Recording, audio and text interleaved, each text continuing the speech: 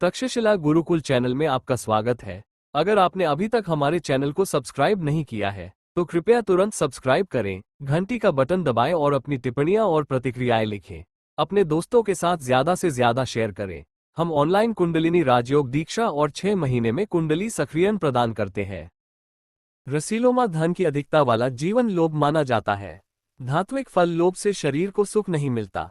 लोग तुम्हें नीच कहेंगे और फिर तुम दरिद्र होकर विजय प्राप्त करोगे। लोभ से बड़ा कोई पाप नहीं है। यदि तुम भोजन नहीं करोगे और उसका उपयोग अच्छे कर्मों में नहीं करोगे तो तुम्हें लाखों कष्ट होंगे। कर्म का फल परिश्रम से अर्जित धन है, यह मृत्यु के समय तुम्हारे साथ नहीं आएगा। अच्छे कर्मों से अर्जित धन चोरों का भाग हो जाएगा, आग लग जाएगी या तुमने जो कुछ भी लगाया है वह नष्ट हो जाएगा और तुम उसे पा नहीं पाओगे। विजय ये बुराई को देखकर लोभ को दूर करता है। जब तक तेल है धन सदैव दुख का स्रोत है। जब तक तेल है तब तक दुख का स्रोत है। जब तक तेल है तब तक दुख का स्रोत है। अगले दिन जब तुम्हारा पुण्य चला जाएगा तो तुम्हारा धन उस दीपक की तरह ठंडा पड़ जाएगा जिसका तेल खत्म हो गया हो। स्वप्न की तरह धन अस्थिर है।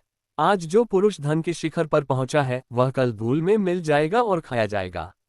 चाहे उसका पति विद्वान हो, ज्ञानी हो, कुलीन हो, वीर हो या गुणवान स्त्री हो, उसमें गुणों का अभाव होगा और वह अत्यधिक बुद्धिमान हो जाएगा, जिससे वह सुख से विमुख हो जाएगा। इसका कारण यह है कि बुद्धिमान को धन पर भरोसा नहीं करना चाहिए। मोक्ष तुम्हारा अपना धन है, तुम्हें इसे अर्जित करना चाहिए और सुखी रहना चाहिए।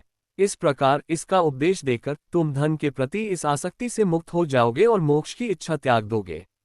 वह सृजन करता है। रुदाग्र क्रोध सित्तु रुदाग्र साधारण नहीं है जो उसके सामने खड़ा है, अर्थात जिसने क्रोध का त्याग कर दिया है।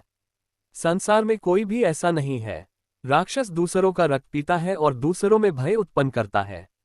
वह रात में विचरण करता है। क्रोध स्वयं में और दूसरों में भय उत्पन्न करता है और अपना तथा दूसरों का रक्त पीता है। वह दिन रात विचरण करता है, क्योंकि वह राक्षस से भी अधिक क्रूर है। विश्वामित्र क्रोधित हो गए और उन्होंने अपनी घोर तपस्या भंग कर दी। शूरपण के वचन सुनकर रावण ने क्रोध में आकर सब कुछ नष्ट कर दिया। वह किसी की ओर देखता तक नहीं। हरिहर ने सबसे पहले क्रोध का आश्रय लिया। क्रोध के जन्म का कारण किसी का धन संपत्ति चुराना, झूठ, निंदा, अपमान और कटु वचनों से मन को अनेक कष्ट पहुंचाना, यातनाओं से शरीर को कष्ट पहुंचाना। क्रोध पर विजय। क्रोध से हम चाहे जितना भी पत्थर फेंकें, क्या वह पीड़ा हमारे बिना पत्थर बन जाती है? क्रोध यदि अग्नि स्वयं अग्नि धारण करे तो वह न केवल स्वयं को जलाएगी बल्कि दूसरों को भी जलाएगी। क्रोध नीच पापों का आधार है। क्रोध एक लटकती हुई रस्सी के समान है, इसे नरक में फेंक दिया जाएगा।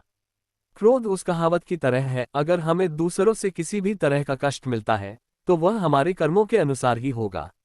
अगर हम शांत नहीं होते और यह सोचते हैं कि दूसरे हमारे दुख का कारण नहीं है, बल्कि अगर हम पलटकर उनका अहित चाहते हैं तो ये हमारे साथ चक्रवृद्धि ब्याज की तरह होगा।